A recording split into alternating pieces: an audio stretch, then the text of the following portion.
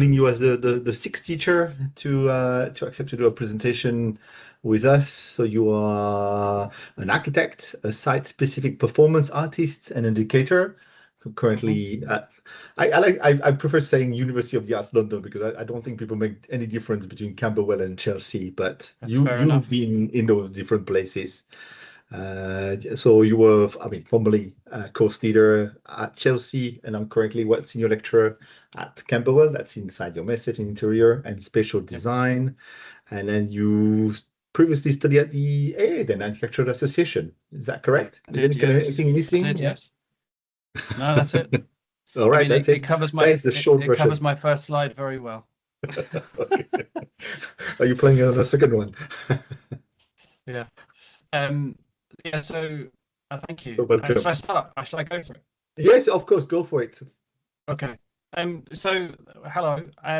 So I'm going to be giving a lecture titled "Improvisation in Architecture: A Question of Agency."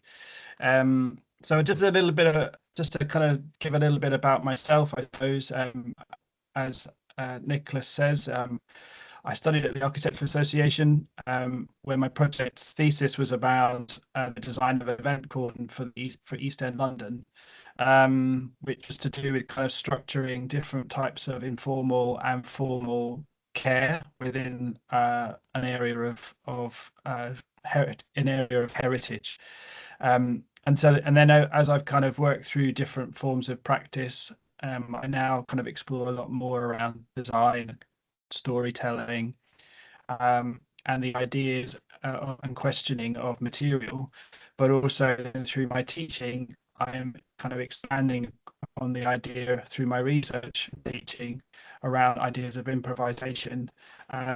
So just to kind of give a sense of the course that I teach on, which also in some respects informs this lecture, is that I'm interested in the kind of the interstitial spaces between kind of different forms of architectural kind of interaction, I suppose. And so the course that I teach on is somewhere between or overlaid between all of these different kinds of spatial disciplines, what could be described as architecturally adjacent to architecture as a formal kind of professional subject area. So that includes interior design, spatial design, interior architecture, film set, scenography, game design, and such. And so in some respects, all of the course is set up as an idea of questioning and exploring the idea of a space of provocation. And so all of my lectures, particularly, are around this idea of provoking a conversation, really around the ideas of improvisation. So, to start kind of talking about what is that provocation, it's a question really in terms of what could be described as better architecture. We have an expectation within architectural education that there are structures which we need to engage with, but at the same time, there is a need for us to balance how social life kind of marries itself within that architecture. So here we've got two examples of Playtime film by Jacques Tati, which was in some respects a critique of the modernist structures of the time in the 1960s in mainland Europe. And then we have a drawing by a local artist called David Williams in 1988 of Brixton Market, which essentially is a structure of emergent kind of conversations really around exchange. So there's this kind of tension that exists. Sorry, Colin. Your slide is still on a space of provocation. Are you having images of the things you were talking about right now, or? Yeah, I do. Yeah. Hold on. Let me see if I can. Yeah, it seems stuck. That's why. Sorry. Is that working now? No. Slide 6. Yeah, you're still on. No, you're on slide 5. A space of a provocation. Okay. Okay. Let's try and work this out. So I'm back. How's that? No, I think quit your full screen and go back to full screen. I've had this issue. Other people didn't have that issue. I really don't know what happened. Sometimes it does happen. Hey, are you still there? I'm still here. It's just got Okay. a problem. Hold on. Yeah, still in full screen. Okay. What can you see? Slide 5. Still slide 5. Okay, no, that's your face now. Yes, now it's your face now. What about now? Okay. I mean, on my side, yeah. No, nothing. Still your face. Don't know what to do about this. Let's try this.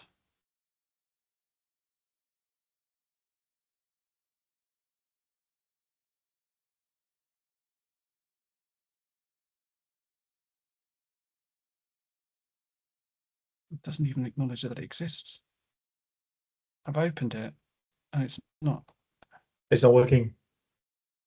Not. Do you do you want do you want to send me the presentation? Maybe I'll do the presentation from this side. You can tell me whatever you want me It'll to be too change slide. big. It'll be too It's big. too It'll big? be too Okay, big. okay. Too big. Ouch. Sorry about this, everybody.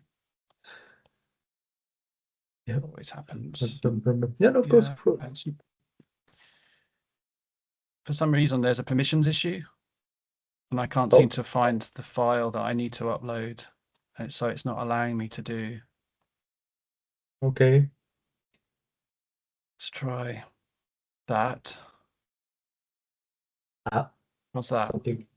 something's happening. Okay, that's the Teams. Okay, all right. Provocation. Okay, good. Yeah, I can see playtime. Okay, Yes. let's see if this works. I don't know if it's going to work, but so the question is, in some terms, what is better architecture between this kind of ordered, structured piece of kind of modernist, in some respects, vision of architecture, or this kind of informal sense of exchange and transaction? So on to the next slide, slide 7, it raises a kind of question that architecture somehow typically assumes control, whereas improvisation somehow requires releasing it. And so it raises this question about, who are you releasing it for? How much is the architecture being released and why? So, these kind of questions are, in the next slide, I've got, this idea of the question really is about how do you understand improvisation within your own kind of practice, in terms of the definition. So improvisation is something that is improvised. It's like a piece of music or drama created spontaneously or without preparation. So there is this sense that somehow there is an unknown built into the structure. So this is something that we kind of explore quite extensively within the MA here at Camberwell at the University of West London. Um, and but it raises a question really in terms of how this can be applied to architecture or the architectural adjacencies. So I'm going to kind of frame in some respects 4 avenues of thought. So the first being architect as improviser, then user, and then time, and then event. And then in some respects start to kind of question why is this idea of improvisation so important now? So I'm now moving through to slide 10. And so You said slide 10? Yeah, you're on the slide kind 6 right now. of Sorry. You're on 6. Yeah, I know. I think we've got I know. I a know. problem. I think we've got Yeah, a problem, Nicola. I I see. think we can do this. I know. um, And the I don't communication is think I can fix this. really bad as well. And I don't know what's going on. Yeah, I Any think there's chances you a. can I find think we've got. yeah, speak. Go ahead. I don't think I'm going to be able to do this. It's kind of. I think the maybe. I think it's kind of. I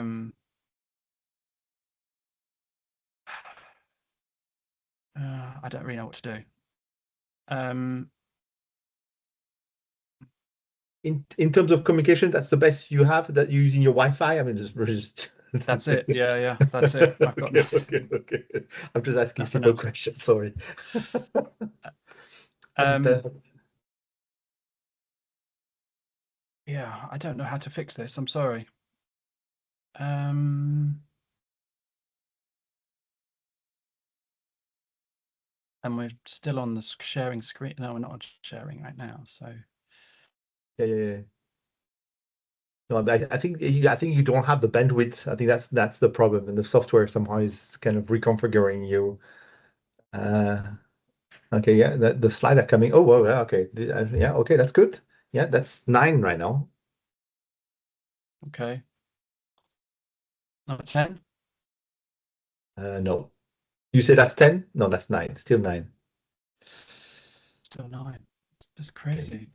No, I know. I can't share each slide. That's insanity. No, that's okay. Um, That was an idea, just among other ideas. Do you have any other ideas? Mm,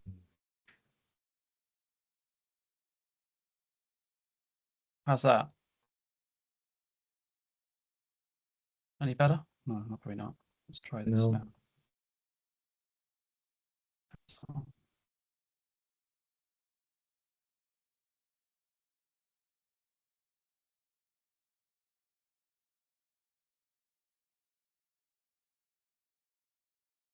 Okay, that's 10. okay, let me try this. So, can you see number 11?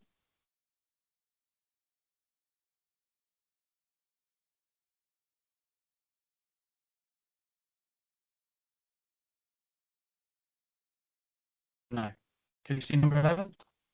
Yeah, sometimes I don't understand you. Sorry, it's just I can't see number 10 Yeah, right now. I think, That's one. Yeah. yeah, I think it's not happening. Bless, I'm sorry. Okay. All right. Fair enough. I mean, Okay. I can talk and answer questions or do something. I can kind of, I can.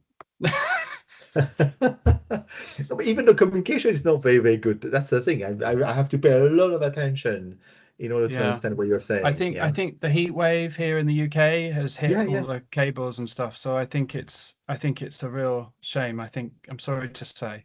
So I think Okay. we're gonna have to stop. Okay. Well, f fair I can enough. reschedule. I can do another time, um, and hopefully make things work. Okay, well, I know, fair enough. I mean, the technology's got its limitations. So yeah, so apologies to the group. We're really sorry. I know there was a couple of people coming from outside as well, coming to listen to you.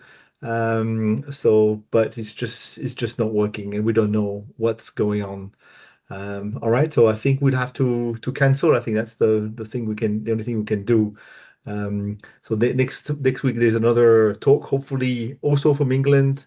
Hopefully the communication will be better. That is really But weird. Yeah, that's really weird. apparently it's rain next week, so I imagine it will be fine. Okay, excellent. Okay, this is good. Next I'm time, check the mortified. I'm weather so one week sorry. before. Yeah. Okay, well that's what it is. So there's not Mm. much we can do about it. Okay. We are completely reliant on technology, and I think that's also part of a conversation really about how do we deal with, you know, futures in terms of Yes. kind of engaging ourselves as designers in a world where we're reliant upon these systems for exchange. And I think that's part of the conversation really that we all need to be having about what is architectural and spatial practice.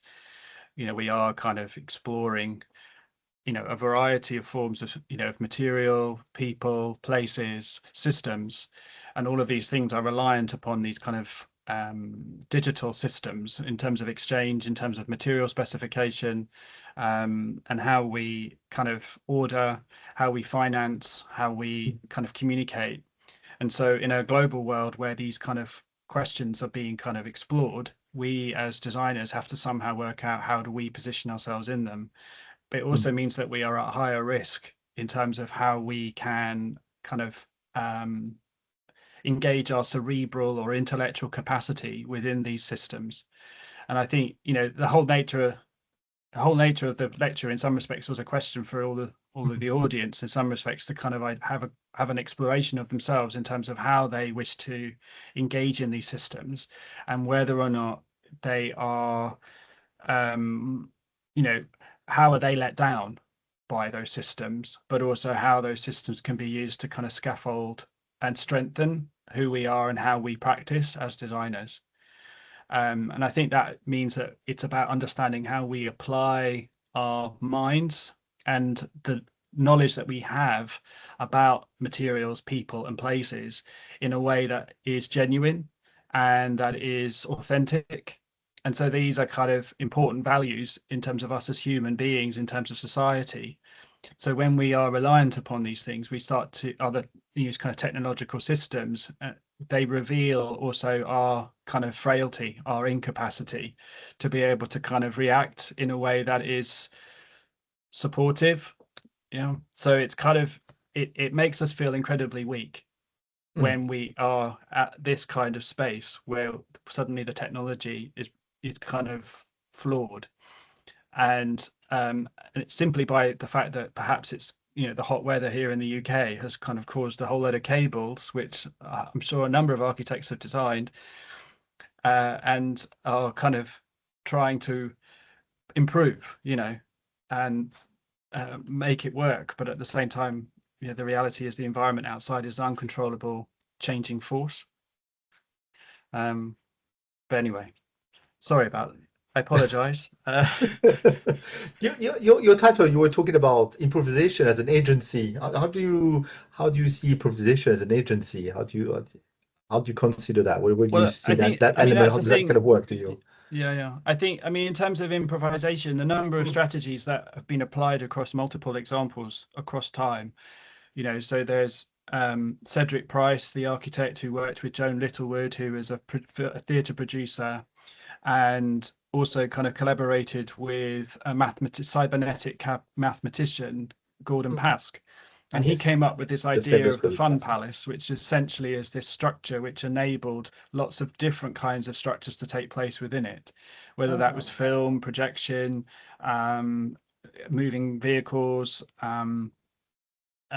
kind of dance, lighting installations, all these kinds of things. And so he would do all these drawings for it in the East End, and it became this kind of model for how we can imagine a contemporary space, and a question in terms of how social life can be improvised. So, by setting up a system or structural system, which then allows for variety of forms to take place within it, it kind of projects a fantastical kind of memory, each time being unique, but at the mm, same time somehow grounding itself into the place. Sadly, the project was never built, but mm, because of various reasons, primarily because of planning, I think. But what it led to was the germination of an idea that kind of stemmed towards further exploration through Renzo Piano and Richard Rogers' architecture, the Pompidou Centre, mm, and then in the 1970s, and then you have which was in Paris, and then as you jump another 30, 40 years later, you then have places like Palais de Tokyo by the French architects Lacaton and Vassal, which was again essentially an empty expo building, which has then been reconfigured by doing as little as possible to construct a kind of art, a hybrid kind of yeah. state of art gallery. And Mm, then over here in London, we have Victorian Albert Storehouse, which is designed by Diller and Scofidio, which again is like a kind of massive laboratory of objects and experiences and films and performance and interactions of various types, engaging with artifacts, but at the same time connecting to contemporary culture. So, and the architecture is again, all of these examples are a scaffold for an emergent, improvised state where people mm, are invited to kind of not make it their own, but to engage in it in their own terms, where they mm, feel comfortable. And so, in that respect, it kind of has the equivalency to kind of jazz. So the architecture, in some respects, is enabling a social life which is a lot more loose and informal and open, and all these kind of words really about kind of mm. improvisation. Yeah. Yeah, because you wanted to show playtime. I think that there was an interesting moment at the beginning of playtime where you Yeah. have this kind of modernist idea that a building could be about anything, Yeah, are we in an airport? Are we in a hospital? We're not quite sure. And he kind of plays with a sound. He plays with people passing by. It's a rather kind of Yep. confusing moment there. I think it's a really kind of here improvisation is almost used as a critique Yep. of modernism in Well, that I think situation. I Yeah. mean, the film itself is an Yeah. interesting one. I don't know if anybody's seen it, but it's a, it's Yeah. a classic from the French kind of cinema. But at the I same would put a time, link to it. it is a frustration film. It's a figure in time who is somehow disassociated from the space that he's in. Mm, And so that these visionaries have kind of inflicted an architecture which then he has to somehow acclimatize and relate to. And mm. so a lot of these kind of decisions that have been made are the opposite of what is Physical, yeah. human. Mm-hmm. It's a machinic, fabricated space which is Mm, prioritizing the kind of emphasis is upon the power and the control of mm. the space, Yeah. and it's suppressing human life. Yeah. But Human somehow life, agency, to take that word yeah, again. exactly. And so life in some respects is also then Mm, fighting and pushing back in a mm. way that is, you know, fascinating. So I think that for me the best scene is the cafe, the restaurant scene at the end, Yes.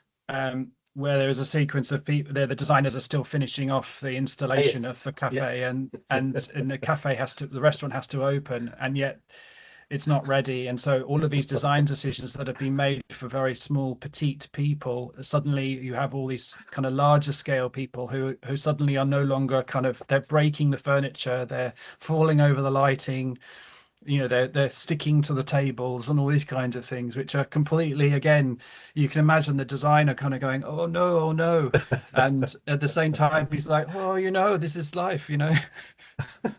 So there's this kind of tension that exists, but it's fascinating if Jack Tati as a filmmaker, as a visionary, as a critique, he still somehow cooperates with today, I think. Oh, um yeah. yeah.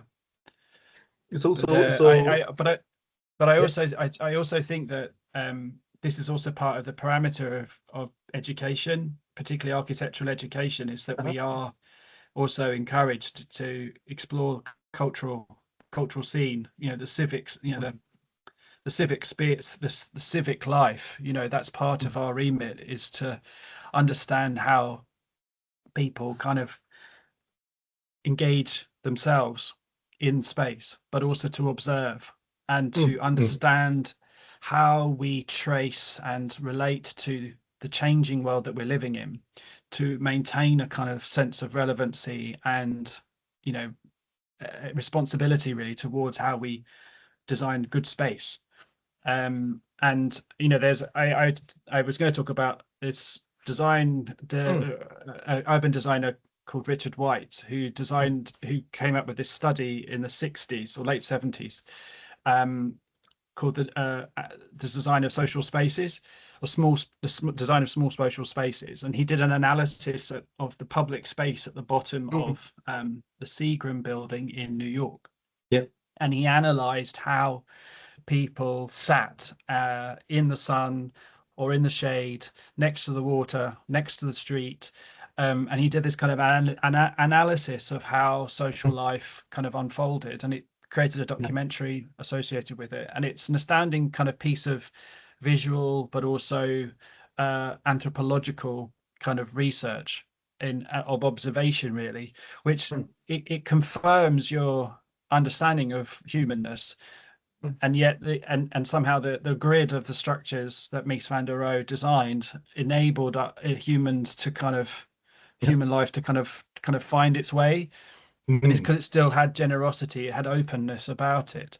So I'm not suggesting that everything needs to be kind of a shack or mm, a wonky mess. It's more to do with kind of that balance between a structure and a formal and an informal structure, in terms of how, you know, effectively an architecture can cooperate with a landscape and its occupancy. mm. Yeah, So it's challenging. is improvisation about bringing the people back to the design somehow? Is it kind of Mm, going from the notopia, just like the design from above, mm, without any kind of people to kind of say, all right, right now we create that space so the space can become this social event, or is it the improvisation for the architect to actually kind of I think I don't know if you know the word of instauration. I know Etienne Souriau mentioned instauration. Instauration is a French word, by the way. So don't okay, I was going to say I'm not sure I'm don't think familiar. don't Yeah. think too much. Instauration is the idea like Souriau had this idea that when you are sculpting something, the truth is neither in the object you are sculpting, neither in yourself, is in that kind of communication. It's like you're Mm, making this thing, you're looking at it, not quite there yet. You're looking, not there yet. And there's a moment where there's almost like a conversation, not in the golden pask sense of conversation, or in a cybernetic kind of conversation, but then mm, where somehow the truth is between the object and the user. mm. That's So but that's to so do with, in some respects, to do with, yeah, it could be described as tacit knowledge. So the things that you have yeah, acquired, the information and good. knowledge that you've acquired in your life up to a certain point, Mm, are things that you then draw upon in order to make conscious decisions and also unconscious yeah, decisions of course, about what sure. you're choosing or selecting to do, with material or with surfaces or with structures. Mm, And so there is this kind of, whenever we're designing, we are kind of making these adjustments. We're mm, assessing what we already know, what is also physically possible by acquiring knowledge from other disciplines like, mm, engineering, or from lighting, or from ventilation, or from sound design, or whatever. So these things are a constant state of adjustment, and so we, in some respects, mm, could be described as, kind of attunement. Yeah, so we are yeah, tuning ourselves mm, to the world around us, and the materials, and the people, and the kind of the ecosystem that we live mm, in. And so when all of those things are happening simultaneously, there is a natural form of improvisation taking place, because all of okay. those things are inconsistent. They are all Mm, variable. And mm, so whenever those things kind of meet, they create either, you know a game kind of chemistry magic, mm, or, potentially, on the worst case scenario, catastrophic failure. mm, But it's an interest for me. That's what the joy, and particularly in the educational setting, of doing improvisation, is that it also encourages us and frames a sense of risk taking, which I think yes. is very difficult to do in a built environment, with, in the outside world, with Mm, clients and economics involved. Whereas in an educational context, that sense of what is possible mm, is a space that is refreshing, and, mm, a space that is really important in terms of our own self development as designers, as spatial practitioners, because we are acquiring more knowledge to know what is possible, and mm, to challenge, but also to challenge what is norm. The expectations of the outside world, if that makes sense. Oh, this is the way we've always done it. yeah, And yeah, that's what, yeah, yeah. I think that questioning is important in an educational setting, and that's why, Mm, improvisation is such an amazing kind of coverall, in some respects, for a lot more mm, radical thinking, really. mm. Okay. But if kind of anyone in the crowd, any of the attendees want This to is ask some interesting. questions, This yeah, is very yeah, off the cuff. Yeah. yeah, yeah, no, it's all right. Well, we have a few terms to improvise. Okay, we have the word improvisation. So so we get started. So if there's anyone want to kind of speak, who's got any questions from the thing we've said so far, or want maybe to kind of reorient the talk towards a more known territory, I mean, feel free to intervene. Yeah, you're very, very welcome. I don't know how long we would be able to sustain this kind of this is really kind of old time kind of presentation where people actually Very. talk to This one is this another. is yeah, I find this is very I find this quite interesting. I mean, I've done a conversation format before, it was about an hour long, and I really quite enjoyed it. But I don't know. Yeah, sure. Yeah, yeah. So we can, if anybody does have a question, that would be great. I mean, or thought. Absolutely, absolutely, of course, of course. I mean, does anybody play any jazz? I mean, that's a opening statement or Yes, that's a very question. good opening, of course. Yeah. Well, enjoy jazz. Someone want to say something? Yes, please speak. Who want to say something? Anyone? You just want to say you're playing jazz? No, I just like jazz. Yeah. Can you hear me? You, Sorry.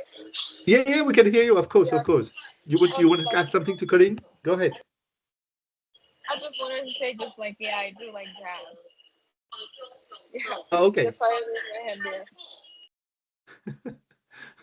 Yeah. So Colin, would you kind of take anything from jazz and applying to architecture somehow? Do you feel? Isn't actually I mean, I like the title of your talk, like improvisation in architecture, but somehow some completely the opposite of architecture. It's all Yeah. about kind of planning, and then not much space left for any improvisation. I mean, Yeah. do you see any space for improvisation? You kind of see. We talk a bit about that. We talk about how actually, to leave a space. You're talking about Palais Tokyo in Paris, leaving a space for people to rearrange it is a form of improvisation. Um, but do you see maybe in the practice of the architect, do you see kind of So any so there space are, beyond that? Yeah, yeah, go yeah. ahead. So there are, I mean, obviously, I was suggesting like it's Victorian Albert Museum storehouse and things are kind of the Yes, beginnings yes. of this kind of structure. But Yeah, yeah, there is an architect called André Jacques, who I think yeah. is head of Yeah. school for Columbia or so at New York. But Okay. and he recently built a school, which essentially is enabling a very different kind of, you know, idea of almost like bricolage, of Mm, pulling different kind of qualities of space, different kinds of materials together to create a kind of very unique language, mm. which could be considered to be an improvisational approach. Obviously, it's built, so Okay. therefore Yes, it yeah, takes yeah. a, It does you not know, include. it's Yeah. a series of moves to get to that Mm, point. But at the same time, the actual conception of the space itself is that these spaces are also kind of fluid. They mm, have a looseness in terms of how they're programmed, in terms of how students can use them, what kind of furniture that goes inside them, the timetabling and the programming of those spaces. mm. So, in terms of a programmed space, that Yeah. kind of conversation about, essentially setting up a framework, I think is kind of the rhythm really. Even in jazz, there is a kind of tonal diff. You've got still got Mm, time, and you've still mm. got space, and you've still got a limit in terms of what each of the instruments can offer in terms of a spectrum of sound. Yeah. So there is still a construction, but it's also just what was it? Um, there's the other kind of interesting architect that kind of did something with this idea was I was going to talk about him. Let me just find it. Was Alejandro Jaravena, Mm, who's kind of basic doing social housing in Chile, mhm, and so he was kind of interested in kind of engaging with, buying the land, uh, and in such a way that then had a constraint upon the money and the economics of the project, which then meant that essentially the basic structure was done for, maybe $7,000 or something. Yeah, $7,500 nice. for each property. But it then meant that the residents are then able to then move into a very basic frame and then occupy it and personalize it. So there's a floor, a staircase, a floor, some walls, and a roof. And then there are these kind of combinations of how people then can kind of split those spaces up for their own requirements. Mm, And so mhm, he was the one of the kind of curators of the Venice Biennale a number of years ago, around kind of social agency and such in architecture. mhm, And so, you know, that kind of fed through into the theme of the Venice Biennale in terms of, how different architects and architectures are responding to social demands, and in mm, terms of how we live, how we wish to live, how we desire to live, all of these things being kind of measured. mm. um but it's also, again, like, what kind of jazz do you like? You know, it's not. There's something for there's a formality. Chicoria. There's a range of formality to informality within the jazz range, right? So Yeah. Yeah, it's it when might be you're just kind a of way to fight against formalism somehow. Maybe there's a way to kind of yeah, to. I think it was there's a school that Jean Nouvel designed a school that was really interesting. There was a picture where you could see the kids climbing on the roof. So you yeah, can see that actually the house itself was part of the playground. So yeah, there was like kind of no. And I would definitely see that as a form of improvisation from the perspective of the architect, where you kind of yeah, rather than saying, okay, well, this is a school, this is a playground, and the playground we put the usual thing in the same place and stuff like that. I had a student that was very interesting because she was rethinking the playground from a gender perspective.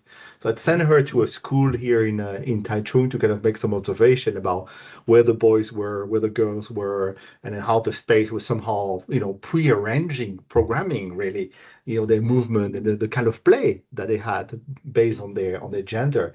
And then she kind of developed a kind of a game of card to kind of mm, to as a provocation to kind mm, of say, well, instead of doing things in a formal way, let's start to discuss those issues. Let's try to kind of rearrange. Is it normal to have I mean, here in Taiwan, they do have a basketball field quite often in the middle.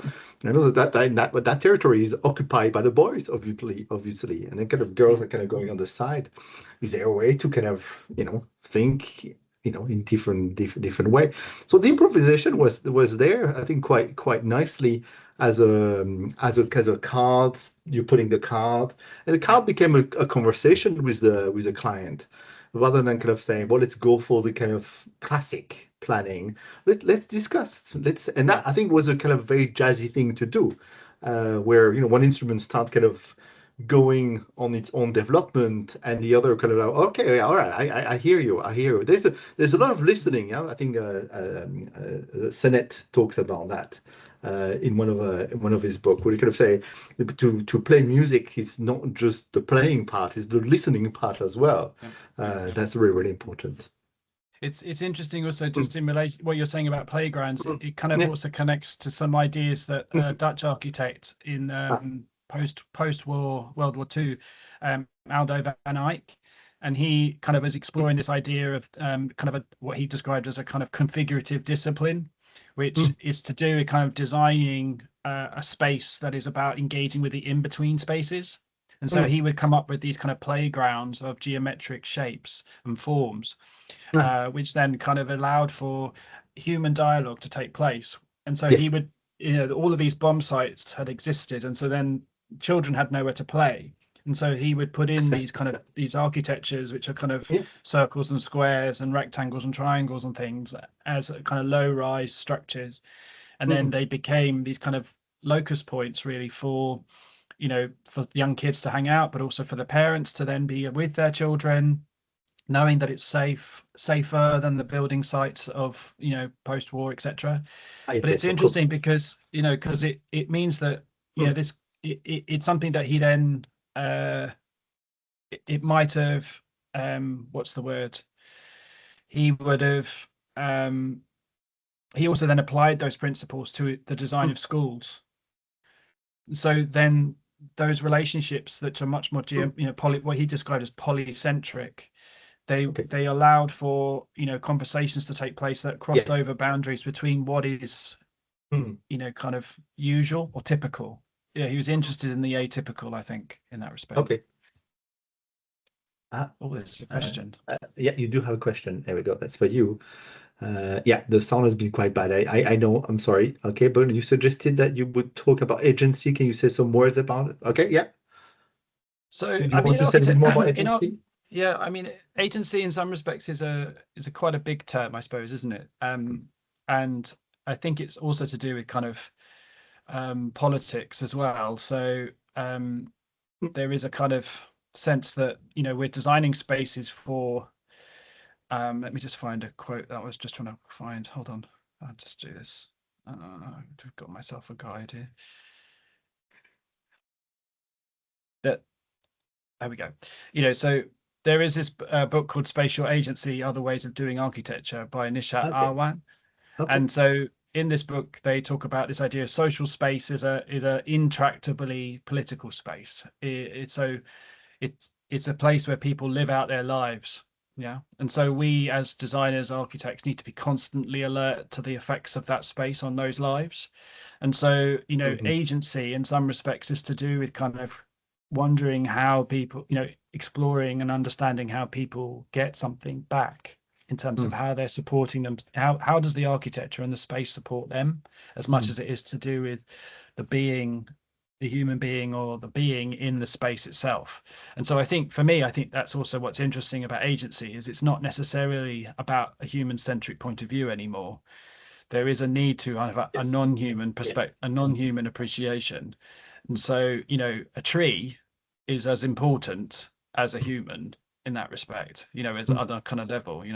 So there is a need to have this respect because, we need it and it needs us. Yeah. So there's this kind of backwards and forwards. So agency exists in lots of different ways of being, and how we appreciate as designers, as architects, as spatial designers, or whatever we are, Mm. to those materials. So in the past, when there's a new development coming, there's generally always a kind of consultation of some sort. There's an Mm. engagement with the local community.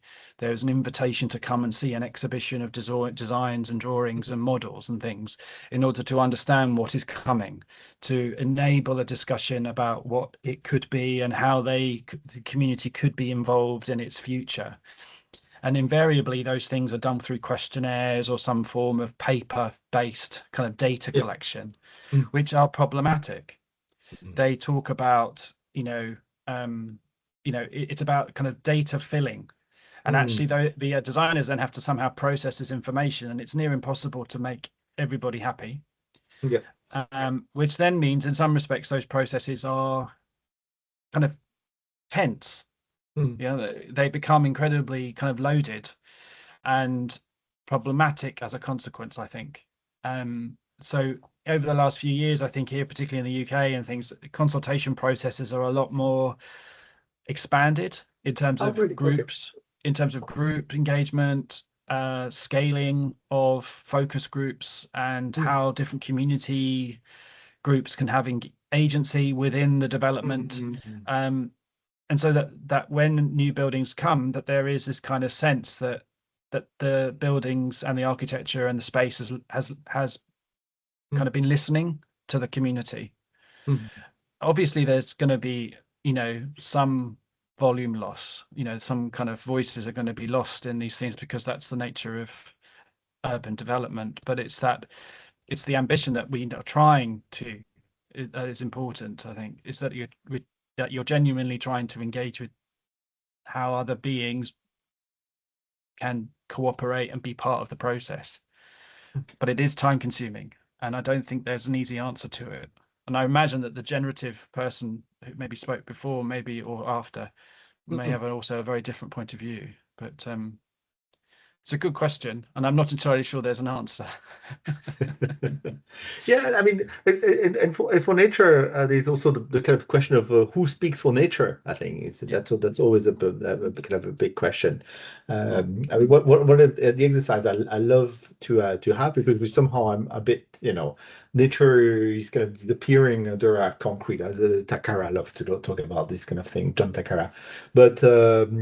I like to get students kind of to walk and to see how nature is actually, manifesting itself against the city. mhm, And you see that quite often, where, trees are being planted, with concrete around, like the tree would kind of stay within the limits, the confine of the the concrete setting around. It's just like I think there's a movement of saying like we should give power back to the landscape designer, and I, mm, and I very much follow this movement. I think there's something really, it's like somehow the voice of the landscape designer has been kind of ignored for a long time. I don't know if you have that feeling, but kind of saying, okay, we need to listen to them a little bit. They can actually speak for nature.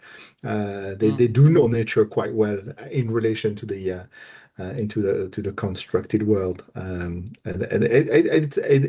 we find ourselves quite often looking at things. I mean, I was an accident a couple of days ago because the whole street, the whole pavement is deformed because the tree Mm, has grown and the mm, root has kind of gone into the pavement. So the whole pavement is not straight at all.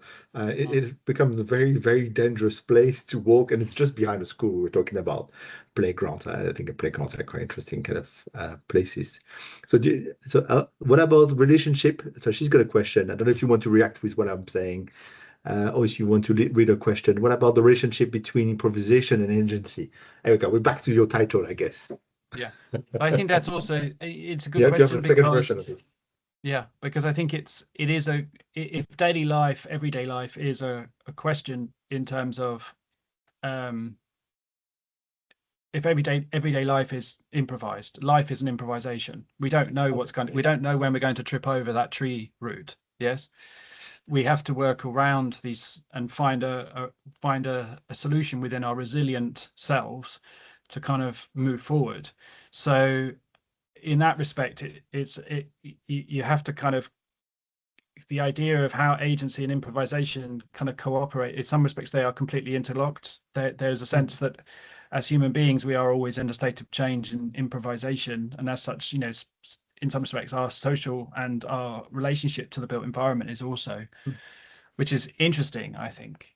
And that's where people like the French writer Georges Perec, he in Species and Other Spaces talks about these kinds of, he analyzes street life, the Mhm, Paris arrondissement and such. He talks about kind of a kind of para para life, a para kind of mhm, other world in some respects. This intricate life that exists around us. As much as we are in it, it's also we are kind of characters with other objects and stories, and so there's this mhm, kind of collision of all of these kind of narratives all together, and that's the joy of life. And I think as mhm, architects we as designers, as spatial designers or whatever, we need to appreciate those intricacies, those inconsistencies, because they are important to our sense of self and our sense of being, I think. um, mhm. it's hard to attend to these things when you're kind of talking about concrete and stone and brick, but at the same time Mhm. there is still something relational to those materials because you can touch it, you can smell it, you can feel it, um, and and all of those responses are an improvisation as much as it is to do with kind of the environment around and the other objects that are associated or floating around with them. Yeah, um, but your view of the material is more about what it allows us to do somehow. I think mm, that's the improvisation. Yeah, I thought there's mhm, improvisation of the architect, but the improve as an architect, this improvisation you allow to happen. The improvisation you mm, want to provoke. Yeah, yeah, the kind of the note.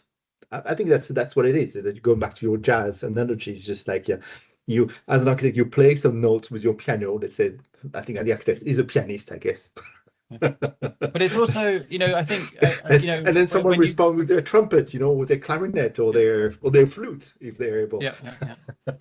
But it's No, also, but if you do a site visit when you're doing a yes, construction site visit, and the drawings that you've produced yeah, have, there's an issue on site, I see. Yeah, and there's a pipe has been put in, but then there's a wall, the detail hasn't been quite completed, and suddenly there's something else yes, coming along, like a kind of mm, wiring or something. And so yeah, on site you're having to negotiate and have a discussion about how all of these different kind of materials are coming mm, together in a way that then fulfills the vision, but at the same time has to somehow improvise with all of these yeah, different components in yeah, order to fix and find a solution. mm, And so this kind of, again, you're building on the tacit knowledge, but at the same time it's a direct, and the thing is that's, I'm talking about a kind of new build in some respects.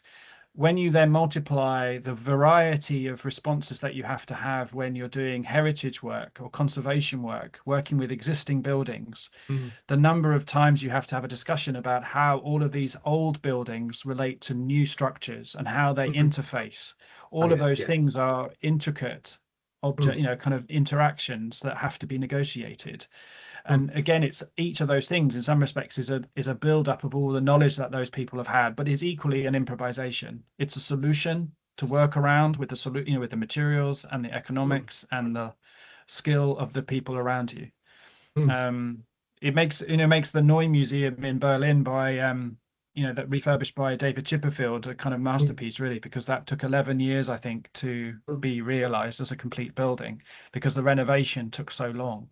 Every single detail had to be catalogued, every single intervention had to be kind of catalogued. All of those kind of each of those things is a drawing, which are then kept in an archive, which then keep for posterity. So if something goes wrong, if something needs to be fixed after the fix, then those things can be referred to. And each of those things would have a voice. They would have names attributed, so that then those responsibilities are kind of named and looked after, and they're treasured and cared for, And I think that's, again, this kind of agency is, and the improvisation is a human act. It's this kind of sense of the mind and the body all coming together with material in order to construct something, which then enables others to kind of live their lives. It's an umbrella, really. It's an umbrella term for designing a better world, I think. But yeah, interesting question. Indeed. So I've just asked. So I do have a student who say, well, I don't know whether he can ask a question with what we've been discussing so far. But Nguyen, if you are there, yeah, if you have any question, because he put himself forward to ask a question today. So if you are around, if you have a question you want to ask, feel free to intervene at some point. Or if there's anyone else want to, any question to ask.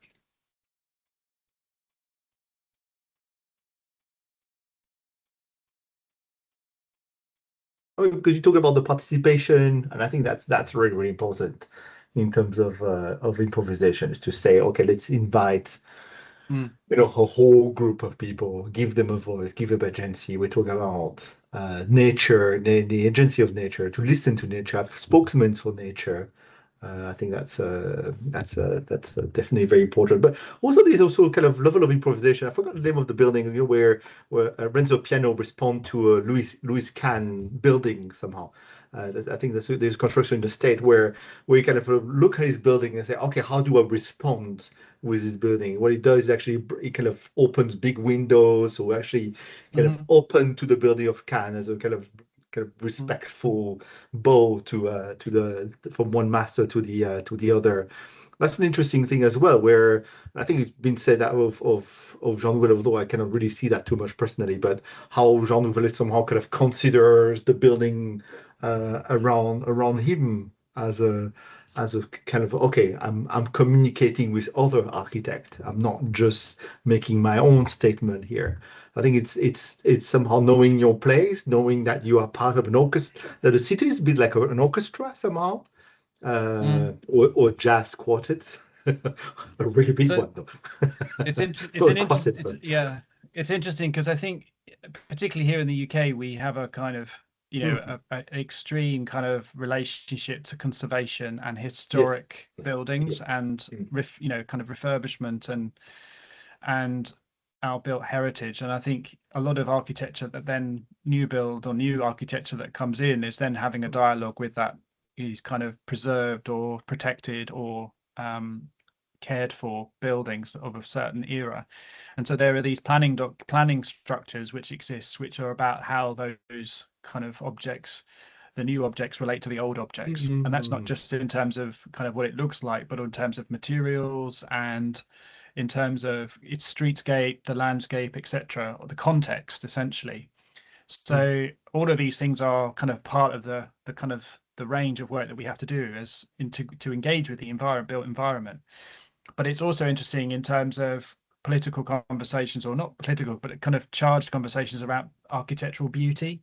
So here in the UK, we have this there's been a push in the last few years around this question around how do we, beautify, or the kind of make beautiful buildings and things like that. because there's this pushback in terms of the relationship that we have Yeah.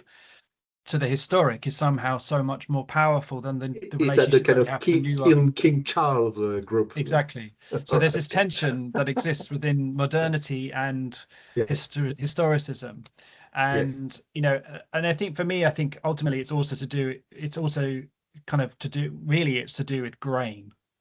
It's to do with the granular in terms of Mm, how the urban environment is set up, and in terms of the volume and massing and material language, and how these things kind of create a harmonious relationship. You know, mm, so when something is intentionally, you know, kind of acting with or against another piece of architecture, mm. there's a tension that emerges from it, and that's because Yeah. in some respects, you know, that's part of, you know, maybe that's what the client is desiring, but that's to do with a kind of individual or collective sense of it, whereas the preservation or conservation area is a collective decision Mm, over mm, time to care for something. It's something that there's a book called A Pattern Language, mhm, Towns, Buildings and Construction by someone called Christopher Alexander.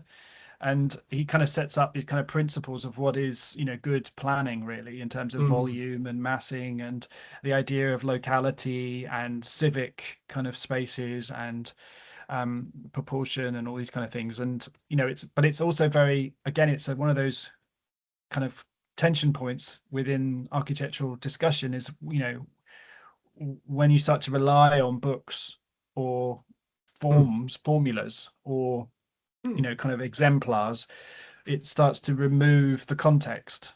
You're bringing in another, you know, you're kind of bringing in another language, so to speak. mm. And that's why kind of, again, I was saying earlier about observation of a place or a site and how it cooperates and how you can cooperate with it Yes, is of an course. important part of that kind of dialogue and making Mm, mm, something work for somewhere specific. mm. Um, but yeah, it, yeah, I mean, is it's it the site of the site is obvious, of course, but is it the house next to yours? Is it the house in front of yeah, yeah, yours? And that's maybe a little bit, you know. I mean, you can see the site as just, you know, the kind of the technicality of that space, yeah, of, yeah, but that could be more of that kind of aesthetic, like to kind of create a contrast, like you say. I think quite well. I quite like this idea of somehow, you know, oh, you know, again going back to this jazz, oh, the pianist been doing that. I'm gonna do, you know, somehow the opposite. Just gonna play from there, and yeah, that certainly doesn't normalize anything. It's not about normalizing and kind of say, okay, you know, that's how the street needs to look like, but that's how we can somehow kind of create uh, something a bit descendant. Descendant, does that work? yeah, yeah, yeah. It's between French and English. So every time there's something It's between French, of my the brain kind of family. goes into Yeah, both yeah, directions. Say again. yeah, yeah. It's of the family. You know, it's kind of you know, there's some kind of resemblance, Yes. some Hey, kind of. someone's come with a question. You talked Uh, about bringing people back into the design process. In your okay, yes. opinion, what is the best way for architects to understand how people actually use space? I think, I mean, Mhm. I think that can happen in lots of ways. You know, through observation, through discussion, you know, if you're Oh, feeling that's brave. really But I think really it's to do with a kind of focused understanding that it exists in in a space and time. So that means in some respects it's to do with kind of understanding how it operates on a 24-hour basis, how a site works, how it lives, but also then how it lives across a week, a month, a season, a year. And you know, those things are very difficult in a time frame sometimes for a project. So it's to do with then kind of contextualizing your understanding by exploring data that's been accumulated. So for example, you know, if it's to do with the weather, you know, what is the rain, what is the sun, what are these kind of things? How do they then affect the space and its occupation? Um, I think, you know, there was a project by Henri Morales in Hamburg called Hafen something, mm, and it was a series of public benches and structures which were put along a waterway, mm, and I found them to be amazing because they were designed, you know, they have a very European kind of sensibility, but at the same time, there's something kind of incredibly site specific about them because they were designed to be tuned for different times of the day in terms of how you sit, with these kind of shade structures, with the water in front of you, but also with different playgrounds. And so there is this potential of how he designed and crafted each of these benches with the trees, with with the structures, the lighting structures and things, so that they had this kind of life all the time. And so even when they were unoccupied, they felt as if they had been occupied or are being occupied by shadows or the movement of the tree, the shadow of the tree, or the steps, that the seat that the thing sat on. But equally, because they're all positioned in different ways, as the sun moved, you would then move to a different bench in order to have the shade. So there's this sense that you're kind of designing for a multitude of engagements, not necessarily just for one person at one point in time. It was to do with kind of understanding that there's what could be described as a modality. Yeah. So it's existing in multiple ways, the space itself. But it doesn't have to be complex. It's just about having a logic in your mind in terms of how something can kind of cooperate with the space and the environment around it. And I found that to be, as a lived experience, I found it to be quite amazing, really, because we're talking a simple bench and a series of metal structures and trees, but at the same time, it was over an expanse of, of an hour-long walk. So and he was working with brick on surfaces and things, so in order to kind of reduce the heat in certain ways, so there's lots of little things that he was doing in order to craft and connect to the local buildings and the landscape and the production techniques of the area, which also kind of are an important part of that sense of how people feel a contemporary architecture kind of relates to them, in a way that was quite informal, even though it was brick and steel and benches. So yeah, I think it's to do with that kind of measure of observation, really. How do you observe? It's quite a simple statement, but actually it's a very loaded question in terms of, or statement in terms of how you observe, because you can observe through the lens of the earth, from the upwards. Equally, you could be looking at the world through the lens of the rainfall. Where does the rain fall? Why is it falling? It's in his life, it's probably just thinking, I'm moving forward. So it's just about how we orbit ourselves in space, really, to understand it more. Yeah. Yeah, I mean, it has to do about where we live, and to be conscious of those little moments. Like you say, you are walking in that space, and I mean, regardless of whether he's a famous architect, but his response to that space and the invitation that he gives, and then the reaction of people towards this invitation. I mean, that's also the agency somehow. This is where the how, like, there's a French sociologist who talks about inscription. Inscription, that's that's the designer, the artist kind of say, okay, this is going to be like that. But then the object does something by itself, which is to describe, to prescribe, to say, all right, this is what I have to offer. Someone's made me, but this is what I have to offer. And then there's the kind of descriptions, which is like, oh, whoa, this is interesting. From my experience, I see this object and what the object's trying to tell me there. Well, the object plus the designer, I want to say. I don't want to say this is a design object. This is an object and a designer. Instead, I like to kind of separate them both, because when you look at them, you may have a different description to that object. I quite like this kind of idea of inscription, prescription, description, to kind of to say there's three different moments, and then the user may not understand anything about what the designer's intentions were, but it still can do something.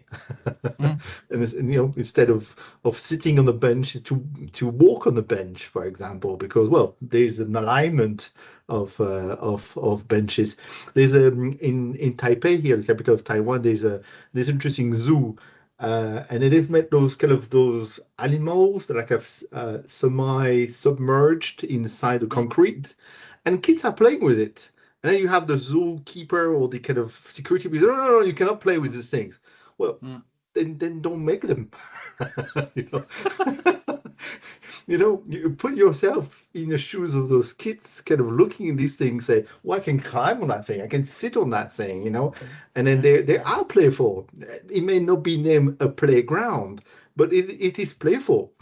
Yeah. And I think you talk about observation. I've read a couple of articles about the fact that a lot of faculty have lost that sense of observation. I mean, this is it. It's I think this is really really key.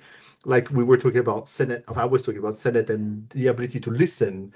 I think for an architect, the ability to look and see how people, look at things and understand those connections beyond your own connection. Or maybe, like you say, that's what the tacitism means. Like you're collecting all of this kind of information beyond your professional kind of capacity.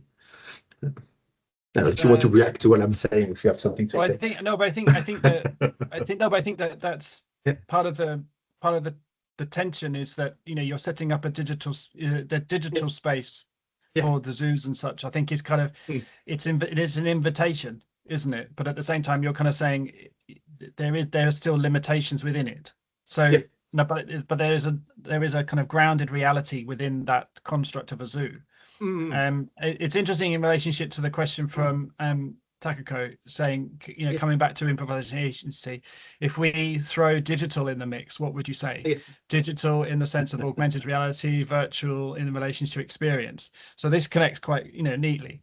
And but it's also, so I have a friend who, John Walter, who works a lot around kind of virtual reality installations and such, and creates these kind of, he uses, tilt draw. He uses virtual reality. He creates he's done some Bitcoin, kind of non-fungible tokens and things. So he's engaging in these kind of different worlds, and it's actually very interesting because he's coming at it from an artist position, and so therefore it's a creative tool, and so therefore this vacuum of space that the virtual world offers is an extreme form of playfulness. But at the same time, in order for something to exist in that virtual black space, that vortex, something needs to be put down in order for something else to then have a relationship with it. So there is this kind of, a formulation of responses. It's like a chain reaction in some respects, from one thing to the next, which again goes back to the Aldo van Eyck kind of idea in some respects of setting up some geometric forms in order to then welcome in us into a space to then engage with it in our own terms. It's just that the in-between space of virtual reality is this infinite space, whereas the in-between space of us in reality is a lot more physical. We know how, we know its dimension. It's unlimited in the virtual world, and I think that's kind of interesting and potentially really exciting. But it's also a question of what does infinity offer us if we're already struggling to deal with the minute? So it's a tool in order, just like real space, to be handled with responsibility. I feel in a way that is, again, using your mind in a way that is what's the word? Careful. Careful. Yeah. Okay. Not Okay. careful, Artsy. but Okay. careful, Okay. So yeah. Engaging with care. Yes. But Yeah. yeah, it's I a mean, fascinating question yeah. I because mean, it's interesting. yeah. Go Go ahead. on. Yeah, sorry. No, you go. No, I mean the question of. I mean, I like it. It's very provocative the way you answered about virtual reality, because indeed you can engage with something extraordinary and kind of putting, people in a position they've never been in, just like a space, like an Asia type of space. It's like, oh wow, that the space doesn't work like that, but in virtual reality we can make it work like that. We can kind of and we can play, in gravity, and we can kind of. I was a student of mine was very interested in kind of walking naked, because there's a lot of earthquake around here, so there's the idea of kind of walking in a deconstructed place, a place that's kind of all fall down, and putting yourself in that maybe. We were arguing whether the virtual space was as stressful as the real space in that situation, where whether, we could use that as some sort of training. Um, I mean, at the end of the day, I think you still remember that you can kind of remove the, Yeah, the yeah. off. But I have to say, at the same time, I don't know if you've ever tried virtual reality. The first thing that I've ever I've been seeing is this the kind of the height. And that is Mhm. scary. If you put at Mm, very, you're very, very high and you're looking at down or something, that actually works. Your brain kind of thinking, "Ooh, this is yeah. true." Well, So, I yeah, think I remember reading mm, that there was some studies done in Oxford around yeah, using virtual reality to help people with vertigo. yeah, yeah, So, I mean, yeah. there was, That, that kind of spatial application, which is amazing. That's mm, improving people's lives spatially. I mean, that's in the real world. So there's this kind of interesting kind of yeah, fluidity really between these worlds. And again, but I said it, as I there is, said, though, yeah, it's about being careful. Yeah. So yeah, yeah. it's rather than you don't want to inflict Mm, vertigo, or inflict trauma. mm. I don't think anyway. Um, No, no, no, you don't want to do that. Definitely not. no. That's you approach that with a lot of care. Yeah, that Yeah. something. But also there's the extraordinary, but there's also the ordinary, because the ordinary has changed. Yeah. I sometimes I talk about lifestyle, and people say, "What lifestyle? What?" It's just like, what, a beautiful kitchen, this kind of perfect apartment that you can, very spacious and stuff. No, no, no, not that kind of lifestyle. The lifestyle that we may have to adapt to in 50 Mm, years, if the mm, crisis kind of goes further and further. I mean, you have to prove there's a crisis. Yeah, the communication breakdown might come yeah. from, and Yeah. consequences of the climate change somehow. But that lifestyle. So the ordinary as unordinary. The ordinary as something extraordinary. Is like, okay, Yeah. well, so all right, so kind of going back in time. So okay, so there's a couple of there was on the French German television. I don't know if you know that Arte television. There was a program Mm, about those two French kids that decided to make a house in Mexico, in the middle of the desert. And then they had to kind of get water from the sea to remove the salt, break the water into. That's what they call it, the house of the future. But I mean, what kind mm, of future is that? The idea of, mm. of the future we have is, a great future of flying cars, going to Mars and stuff like that. The Elon Musk future, yeah. But that was the opposite of that. That was really kind of going back to the Middle Age and being able to produce your own food, eating, feeding insects, growing insects, eating those insects, using your feculent to feed the insect and Yeah. Yeah. recreate a mini system inside the house, and how the house was actually participating in that process, not But as in modernism, everything is outside. You go outside, yeah. you pick up, you bring inside. Yeah, go ahead. But these Hmm. speculations are important in terms of understanding and Speculation. Yeah. testing ideas, especially Of for course. us as Yeah. designers. Yeah, so Yeah. they're important. I think it's when they have to be multiplied for for the global kind of Hmm. condition, then it becomes like a kind of logistical. You kind of go, well, hang on a second, that's not really possible. Um, Yeah.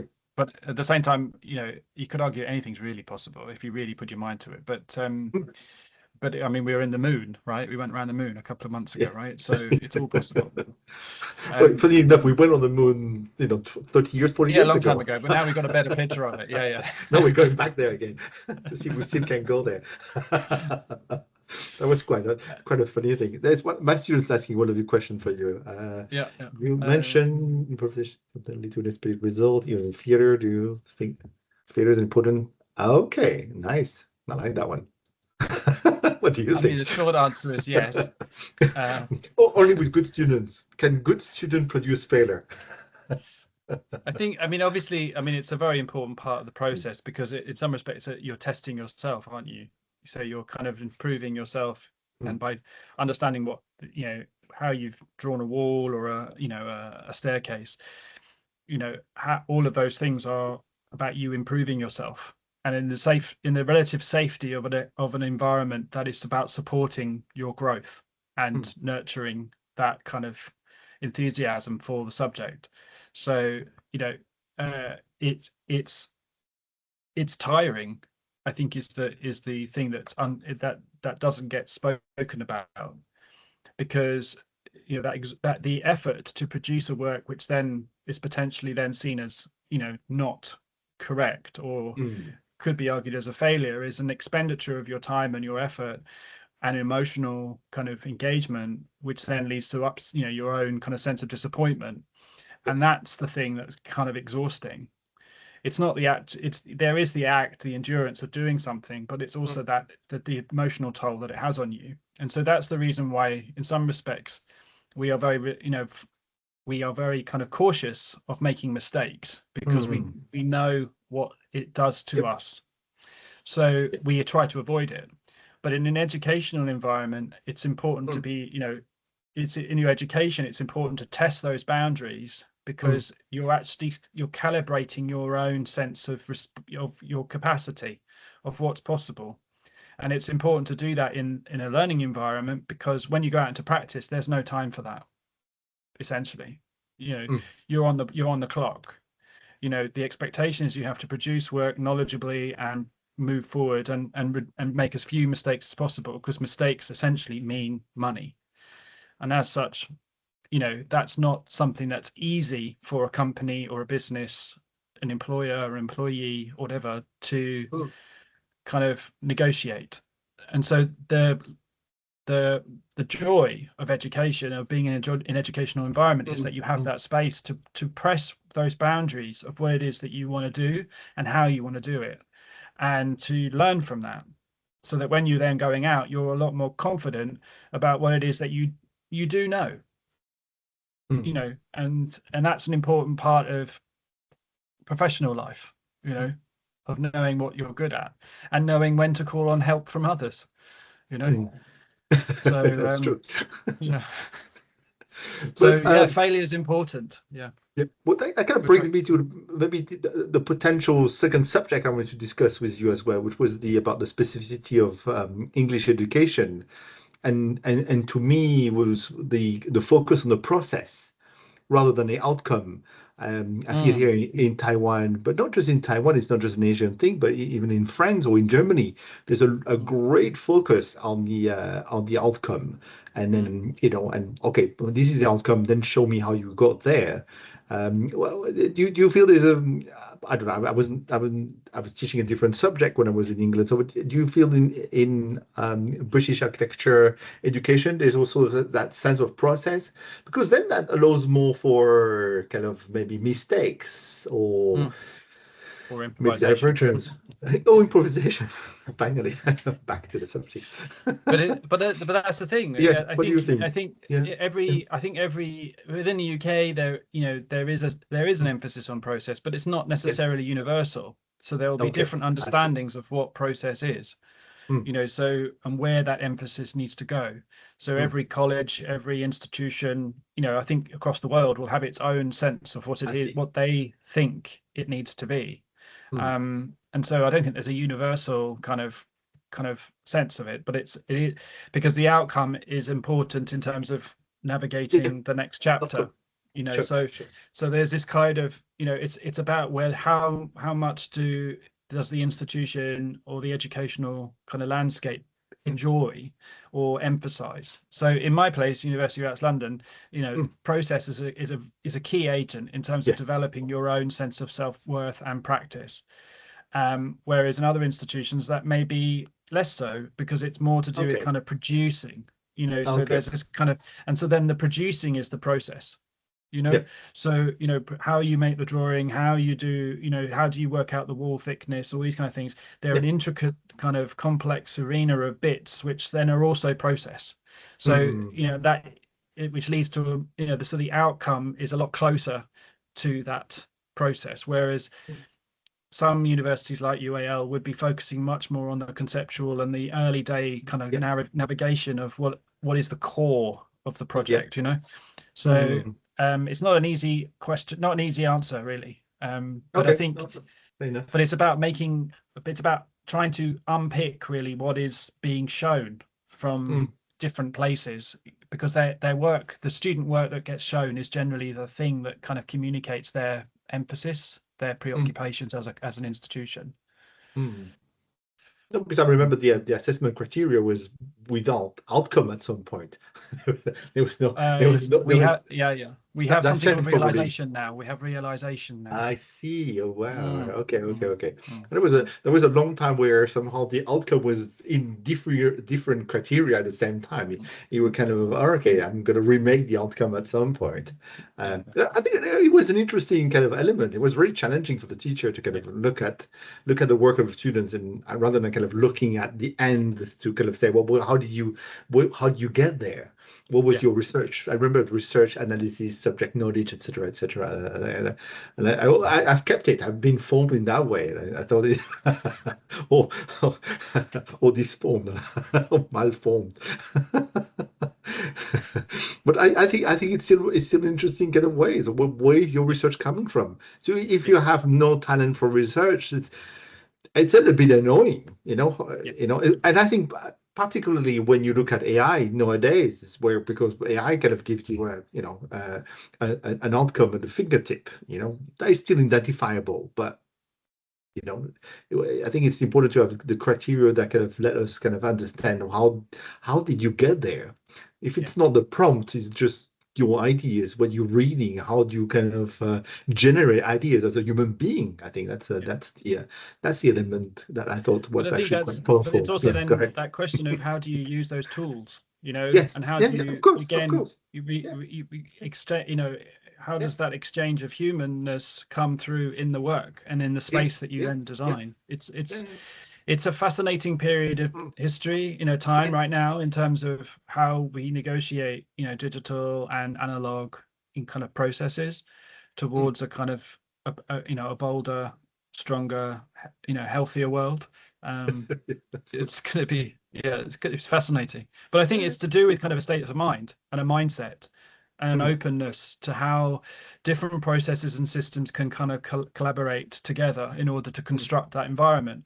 Architecture, spatial design, all of these things are to do with a collaboration. They mm, are all to do with a multitude of minds coming together to construct something. mm. Nothing is done in isolation. And so that awareness and understanding of collaboration and the way that we have to Yeah, kind of engage our mind in all these different yes, processes yes, yeah, is essentially is the business. it is. And Yes. and it's how do you tune that is the Mm, thing that for me is the core of architectural and spatial education. yeah, Um, and how do you build stronger sense of who you are within those processes. yeah. Um, And yeah, going back to your title, to allow yourself to improvise. I think this is the yeah, most human thing to do. And yeah, the reason I really like the title of your talk is to kind of let yourself risking. I think that's maybe yeah, going back to the question of the student, that they will take a risk. And I think yeah, that's the musician. It's like, okay, I yeah, listen to you, I get you. Now I'm using my own skill, I give you a response, and hopefully yeah, this response will have a response from another musician. So we can kind of keep the flow going between ourselves. I think this is the most human thing to do is to improvise yeah. some more to maybe as a conclusion to your talk. Okay. Exactly. I could feel that was the moment. All right, good exercise on improvisation. Thank you very much, Colin. Very interesting. Well, great questions too. So thank you so much for those. Very Yeah, much. yeah. Thanks to Through you. Thanks for the adversity, we students. got somewhere. Yeah, yeah. Of course, of course, of course. We Fantastic. will. Thank you so much. Whatever Thank you. comes at us, we'll find a way to overcome it. Good. Well, thank you. Well, have a good what is it, afternoon right now, I guess. Not for you. Afternoon. It's or Yeah. maybe lunchtime. I don't know where you are. I forgot. Lunchtime. Yeah, yeah, yeah. Lunchtime. Okay, so the lunch is calling then. All right. Well, Yeah. thanks very much to the Thank you so students who much. stayed with us. Yes. Thank you so much, Nicholas. Okay. All right. And thank you so much. It was really nice to see you again. Nice to see you too. All right. All right. Bye Okay. bye. All right. Bye bye, everyone. Thank you so much for following us. Bye bye. There we go. And now I need to turn off the recording. Stop recording. There we go. And the